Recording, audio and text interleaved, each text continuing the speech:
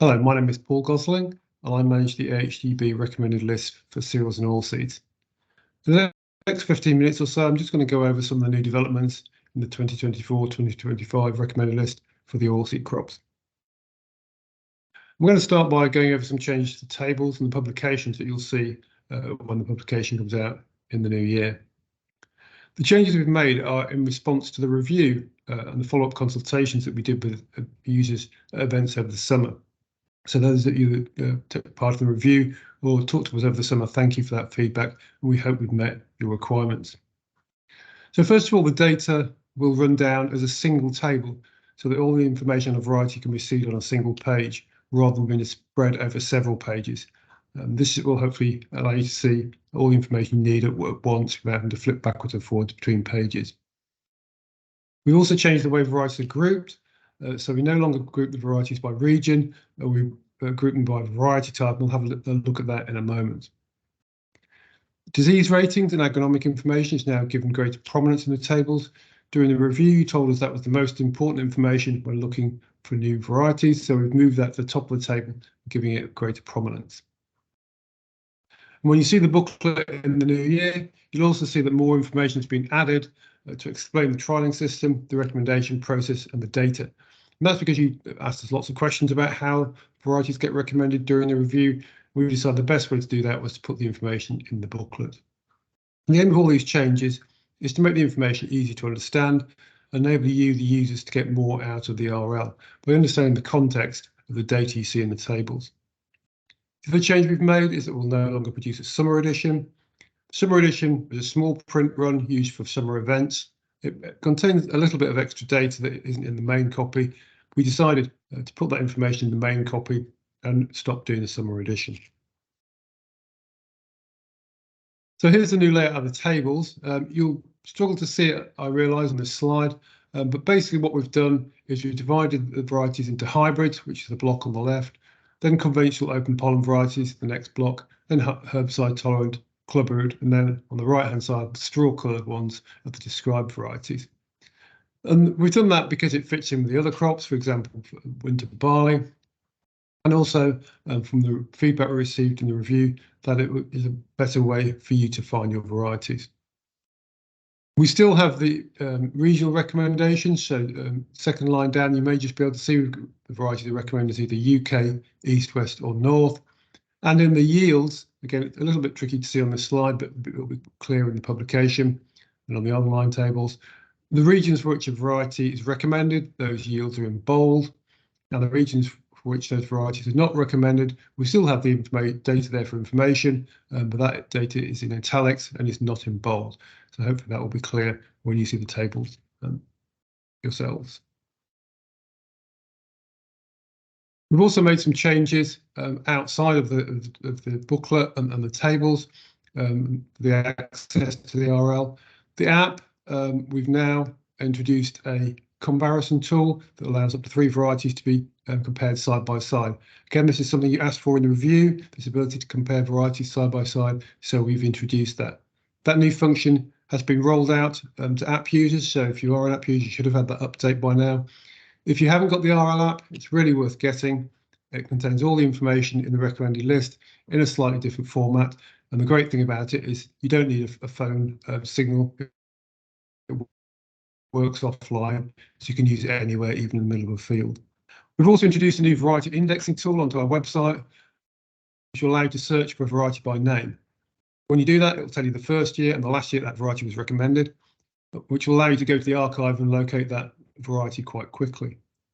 The reason we've done that is because a lot of you asked or said that it was difficult to find information on old varieties that you're perhaps still growing, but which no longer appear on the list. This tool will enable you to find that information much more easily. So now moving on to some changes to what we're producing in the oilseeds list. And first of all, verticillium stem stripe ratings. This is new for this year's 24-25 recommended list. And it's an emerging problem for winter oilseed rape growers, though it is sporadic. It's mostly found in the east of England, but we have seen cases as far north as Yorkshire and as far west as Herefordshire. So the call for ratings emerged in the last review of the RL because there's no fungicide treatment, because it's soil-borne and persistent. Even long rotations won't get rid of it. Really, the only thing we have to combat it is varietal resistance.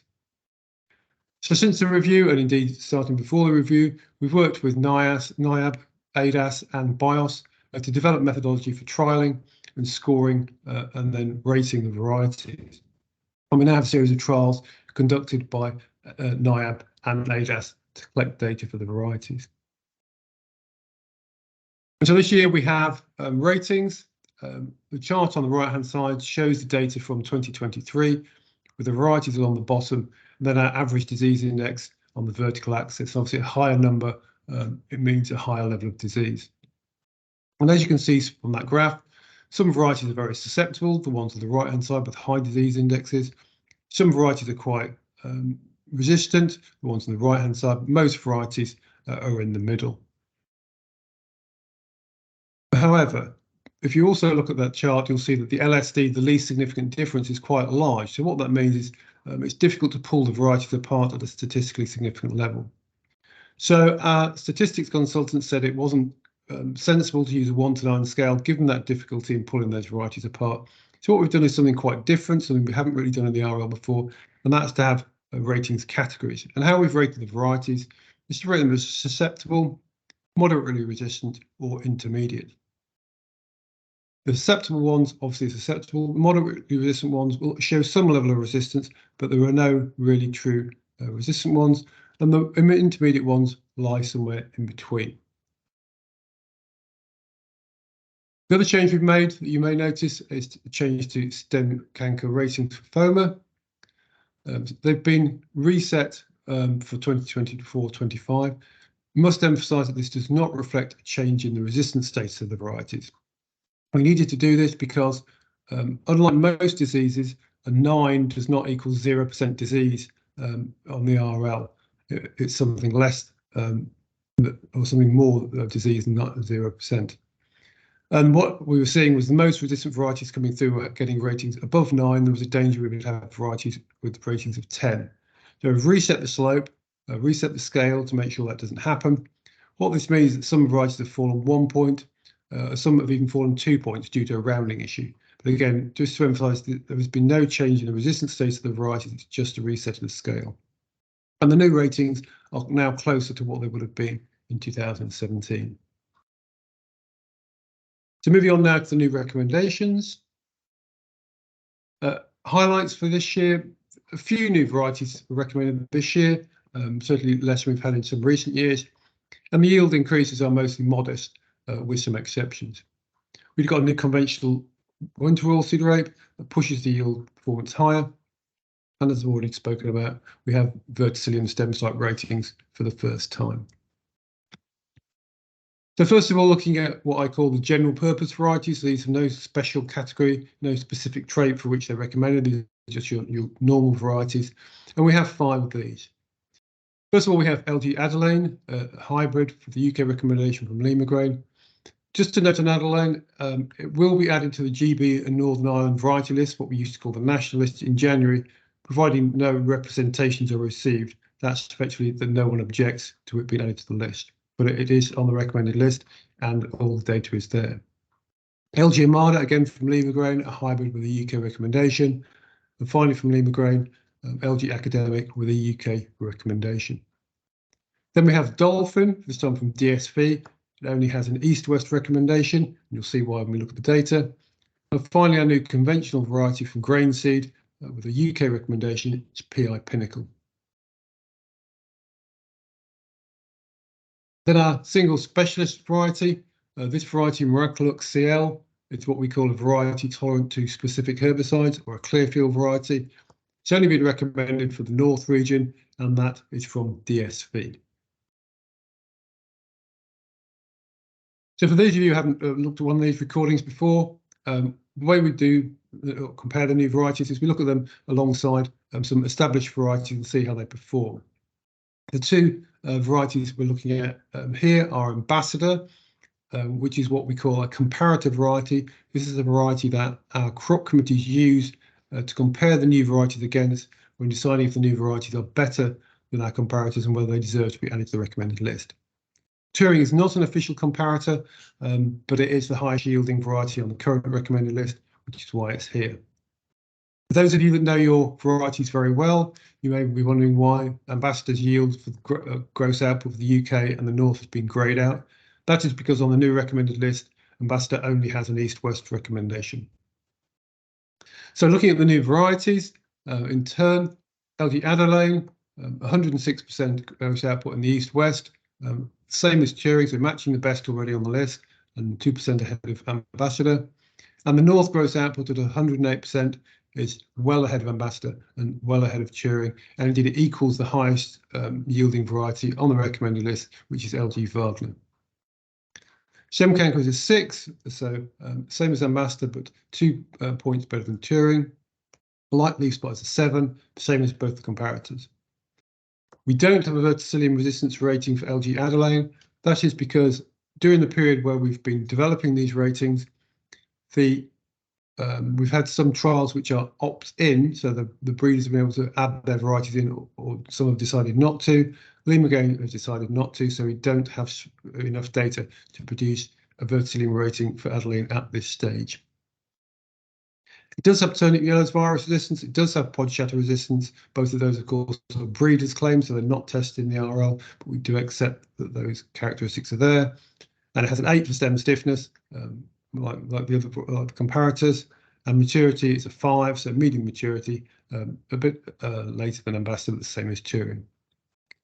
LG Armada then, again, 106% gross output in the east-west, matching Turing and better than Ambassador. Gross output in the north is slightly less than Adelaide, but at 107%, it's better than Turing, better than Ambassador, and just below Wagner. Stem canker is a 6, same as Ambassador. Light leaf spot is a 7, same as Ambassador. Again, no verticillium resistance rating, but it does have turnip yellows virus resistance. It does have pod shatter resistance. With a stem stiffness of 8 and an earliness of maturity 5, it's very similar to the comparators. Finally, for Limousin, LG Academic, again 106% in the east-west, 107% in the north, with a 6 for stem canker and a 7 for light leaf spot. Again, no verticillium resistance. Turnip yellows virus resistance and pod shatter resistance is there, and again an 8 and a 5 for stem stiffness and earliness of maturity, respectively. Then moving to something slightly different, Dolphin from DSV. Like the other new varieties, 106% gross output in the east-west, but north gross output they're at 102% and bracketed, considerably lower than Turing, just ahead of Ambassador. That's why it was only given an east-west recommendation. It does have a stem canker rating of 7, so that's 1 ahead of Ambassador and 3 ahead of Turing, which is obviously a strong point for an east-west recommendation.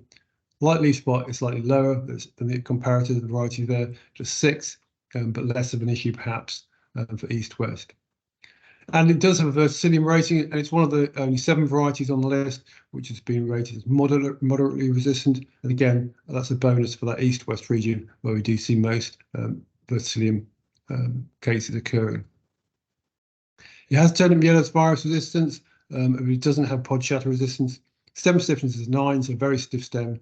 It's a little bit later than comparators at a 4, but certainly not a disaster there. As well as tables, there are a number of slides in this presentation giving the variety comments for each variety. These are our official variety comments, which will appear on our website. I'm not going to stop and read through them all, otherwise this will become a very long presentation. You can pause the presentation and read them at your leisure, or you can go to our website and read them there. So I'll just skip over these variety comment slides. We then have our new general purpose conventional variety for the UK. That's PI Pinnacle. And here I'm comparing it to our official comparative varieties that committees use, Acacia and Aspire, and also Tom, which is the highest yielding conventional variety on the current recommended list. Again, those of you that know your varieties very well will wonder why Aspire has its UK and East-West gross output grayed out, and that is because Aspire on the new list is only recommended for the north. So moving back to PI Pinnacle, East-West gross output of 103%, so well above Aspire and Acacia and ahead of Tom by 2%, so a nice increase in yield there. North gross output of Pinnacle is not quite as high as Tom, but just 1% behind, and is ahead of Acacia and Aspire. terms of stem canker, Pinnacle only has a 4, but actually none of the conventional varieties have particularly high stem canker ratings, with all the comparators here having a 5. White leaf spot for Pinnacle, though, it is good at a 7, the same as Tom and Aspire, and more than Acacia. And all of these varieties have been rated as intermediate resistance to verticillium resistance. Pinnacle doesn't have turnip yellow spire resistance. Indeed, that's the case for most of the conventional varieties. Tom and Acacia don't, although Aspire does. Pinnacle has very strong, stiff stems with a 9, same as Tom and ahead of Acacia and Aspire. And earliness and maturity for these varieties is all the same at the 5, and none of them have pod shatter resistance as a breeder's claim. Again, I'll skip over the variety comment. You can pause the presentation and read that if you wish. Now moving on to our new specialist variety for the north, a variety tolerant to specific herbicide, or a Clearfield variety. And this is Miraculous. And I'm comparing it here to Matrix CL, which is our official comparative variety. Miraculous has been recommended only for the north, where it has a gross output of 96%, 2% ahead of Matrix. Whereas the east-west gross output was below Matrix. It hasn't been recommended there. Miraculous has very stiff stems at 8, and better than Matrix. Has a good stem canker rating of 7. Light leaf spot is a little bit low at a 5, and with a north recommendation that may be a concern for some northern growers, but the committee felt the yield improvement was worth allowing through, even though that light leaf spot is a little bit low for the north. Verticillium resistance is intermediate, probably going to be a less concern to northern growers. It does have turnip yellow virus resistance and pod shatter resistance. Earliness of flowering is a 7, so it's quite an early variety, which could be a bonus for the north. And earliness and maturity at 6, again, is relatively early, so potentially a bonus for the north region. Again, I'll skip over the variety comment. So into oilseed rape summary, we have the new hybrid varieties for the east and west and the UK, offering modest yield gains. A new conventional variety for the UK, offering a high yield, particularly in that east-west region. And new herbicide tolerant variety for the north, again offering a higher yield. Just quickly, describe oilseed lists. So spring linseed, have some new mid to early maturing varieties added. Skylark, which is high yielding with 6 for maturity, and Riches, which is a 7 for maturity, which will be welcome to linseed growers, but it also has a high alpha linoleic acid content, meaning that there might be potential for some premiums for that variety. Then finally, on the spring oilseed rape list, we've added no new varieties this year. Finally, I just want to thank the team that sit behind me in the RL, the data team and the field team, and the diseases team who produce all the data and look after the trials. And then finally, our partners in producing the recommended list, BHPB, MAGB and UK flour millers. If you are interested in other crops, there are equivalent videos for the new varieties for the other crops available on our website. Thank you.